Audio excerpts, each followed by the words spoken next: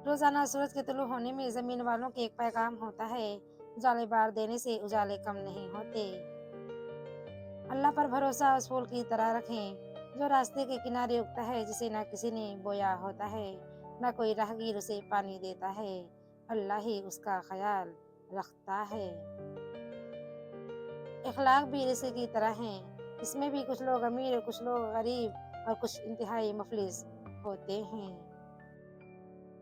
हमारी कितनी ही ख्वाहिशात में हमारी बर्बादी का सामान छुपा होता है, इसीलिए कुदरत उन्हें पूरा नहीं करती और हम समझ लेते हैं हमारी दुआ ही कबूल नहीं होती।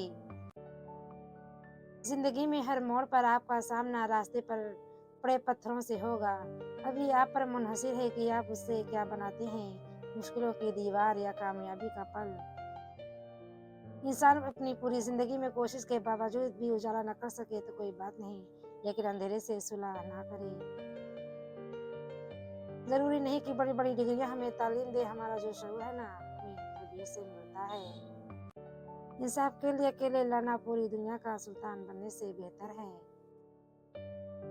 जिसने तुम्हारा नसीब लिखा है वो दोबारा लिखने की भी ताकत रखता है। तो दुआ करते रहो और यकीन रखो, फिर देखो कैसे तुम्हारी आंखों के सामने तुम्हारा नसीब के सफ़े पलटता है। लोगों से इंतकाम मत लिया करो, खराब फल खुद ही दरख्तों से गिर जाया करते हैं।